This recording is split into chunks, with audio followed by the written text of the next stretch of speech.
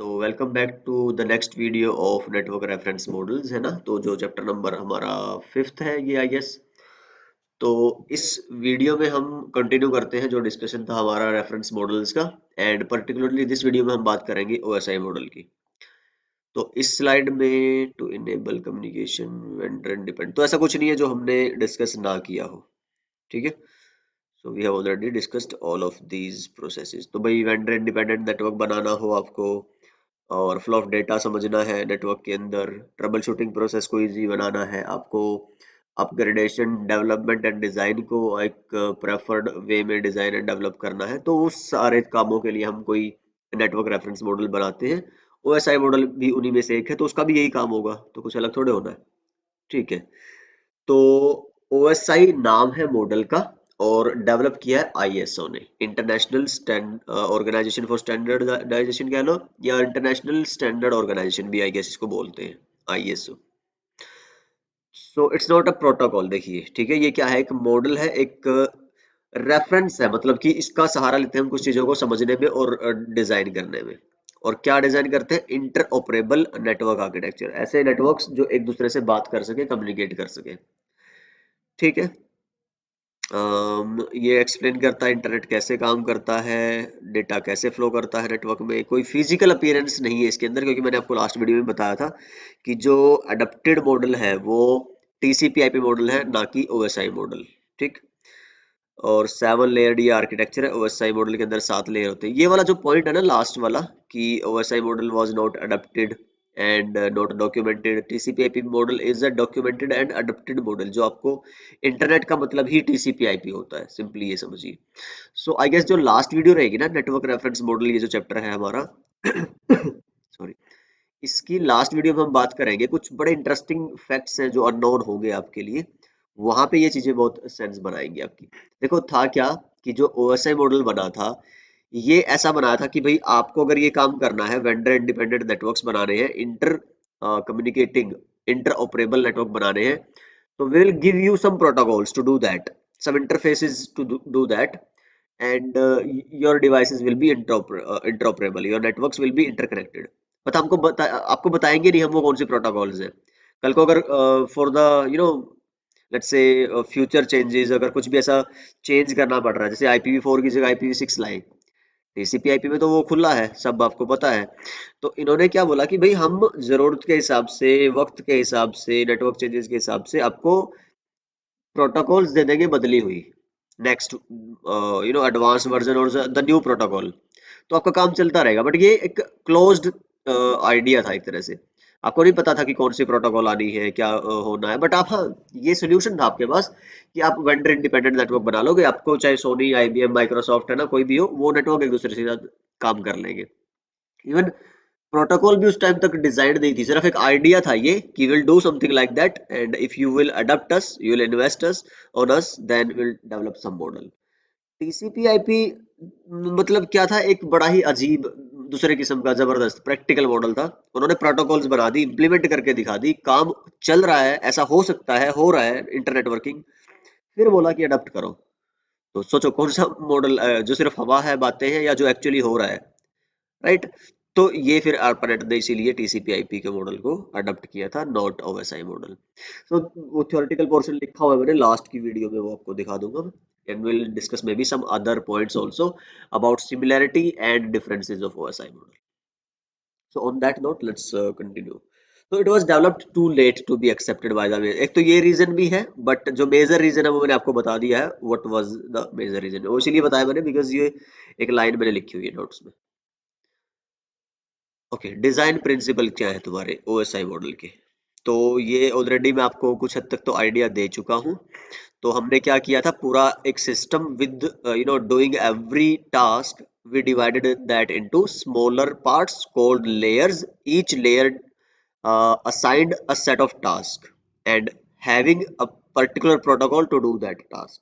तो क्या मतलब हुआ कि भाई पूरे सिस्टम को हमने अलग अलग छोटे छोटे हिस्सों में डिजाइन किया, जिसको हम लेयर बोलते हैं, उनको स्टैक कर दिया, इकट्ठा कर दिया, हर लेयर को अलग अलग काम दे दिए, और वो काम करने के लिए अलग अलग प्रोटोकॉल बता दी, भाई इस लेयर में ये प्रोटोकॉल होगी, इस पे ये काम।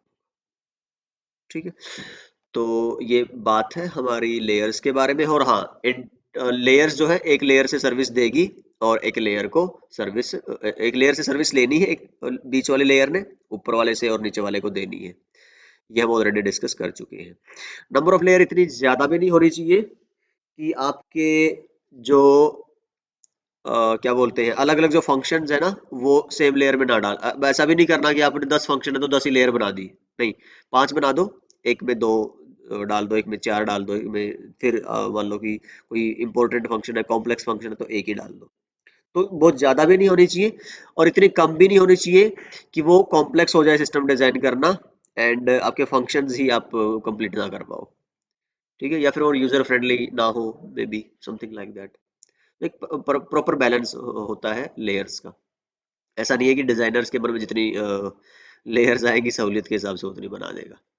कुछ क्वेश्चन है जो आंसर करता हुआ एसआई मॉडल, ये बड़ा इंटरेस्टिंग है कि इन्हीं के लिए हम मॉडल बनाते हैं, ये आंसर हमें चाहिए होते हैं, इसी के लिए हम रेफरेंस मॉडल्स बनाते हैं। हम जाते हैं प्रोग्रामर्स डेवलपर्स के पास कि भाई हमें ऐसी प्रोटोकॉल्स, ऐसे set of protocols, protocol suite दो आप बना के, ये काम कराने हैं अपने को। क्या क्या काम कराना होता है कि कैसे नेटवर्क डिवाइस कनेक्ट हो एक दूसरे के साथ नेटवर्क में।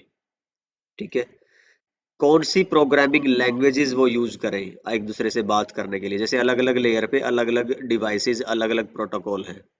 सो which programming language should be used to design them.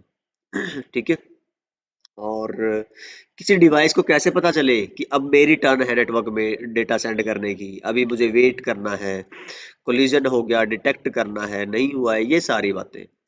क्या जो आप डेटा भेजना चाह रहे थे वो करेक्ट रिसीवर ने और करेक्ट डाटा रिसीव कर लिया है, ये कैसे मेक श्योर करोगे।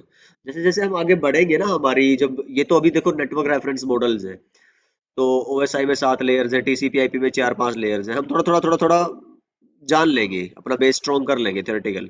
लेकिन जब हम चैप्टर पढ़ेंगे, डेडिकेटेड चैप्टर, जैसे एप्लीकेशन लेयर के ऊपर पूरा चैप्टर है, कई सारे वीडियोस, तुम्हारी नेटवर्क लेयर के ऊपर पूरा चैप्टर है, उसमें तुम्हें फिर इसके आंसर भी मिलेंगे कि कैसे फ्लो कंट्रोल, एरर कंट्रोल और ये सारी। So I touch those functions layer by layer in the coming videos. But उसका जो एग्जैक्ट, जो बिल्कुल एक तरह से जो बैकग्राउंड है सारा का सारा डिटेल्ड, वो सेपरेट चैप्टर्स में हम डिस्कस करेंगे। So this chapter, this network reference model is to just give you that Hawkeye idea about कि क्या क्या लेयर्स हैं, उनका काम क्या है, लेयर्ड आर्किटेक्चर ही क्यों है, कितने तरह के मॉडल हैं, और एक लेयर बेसिकली काम क्या करती है, कैसे का पार्ट हम डेडिकेटेड चैप्टर्स में डिस्कस करेंगे। तो वो क्या है वो यहाँ पे लिखा हुआ है। ठीक है, चलिए जी। अब फिजिकल जो ट्रांसमिशन मीडिया है, कैसे एक दूसरे के साथ कनेक्ट होना है, फिजिकल में तुम्हारे वायर्ड वायरलेस दोनों आते हैं। ठीक है, कोई डेटा फ्लो है, 10 एमबीपीएस लिख दिया तो 100 एमबीपीएस लिख दिया, कैसे वो मेंटेन होता है, बिट्स कैसे भेजी जाती है तुम्हारे फिजिकल मीडिया के ऊपर नेटवर्क में, इनकोडिंग कैसे होती है। ठीक, कौन सा काम किस प्रोटोकॉल को करना है, ये सब बातें तुम्हारा वो मॉडल आंसर करता है। ठीक है, तो ऐसा ही मॉडल कोई पर्टिकुलर फंक्शन नहीं है, कोई प्रोटोकॉल नहीं है, एक्चुअल काम तो सारा सो, तो आई गेस ये एक कॉमन सेंस है, बट आई डोंट नो। आज मैंने लिख दिया है आपको क्योंकि कई लोगों को हो जाता है डाउट कि जैसे कोई प्रोटोकॉल है ओएसआई मॉडल, कोई फंक्शन है OSI model. No, it's just a reference model कि सारी पूरी चीज को एक नाम से बताने के लिए हमने उसको बोल दिया model. That's it. Then next आता है 7 लेयर्ड आर्किटेक्चर की ओएसआई मॉडल, जैसे हमने पहले भी देख लिया था, 7 लेयर्स होती हैं इसके अंदर, रिलेटेड यूजेस होते हैं। हमने सारे जो नेटवर्क के फंक्शंस थे उनको 7 लेयर में डिवाइड कर दिया है।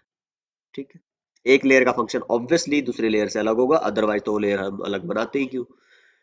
ठीक है, तो एक मशीन के अंदर, सिंगल मशीन अगर हम बात करें, each layer calls upon the services of the layer just below it. ठीक है, वो मैंने आपको बता दिया था कि एक लेयर आपकी बाकी दो लेयर्स के बीच में होती है, एक से सर्विस लेगी एक को सर्विस देगी। हाँ, लेकिन जो मशीन्स हैं, दो अलग अलग मशीन्स, जैसे तुम्हारा मशीन 1 है जो पीसी था मेरा, मशीन 2 है सर्वर था मेरा, तो वो फिर लेयर बाय लेयर ही बात करती है। जैसे मैंने आपको बता दिया था, वो जो याद है सर्वर, और उसका एग्जांपल था हमारे पास दिस वन, कि network layer of your PC will talk to the network layer of your server, right.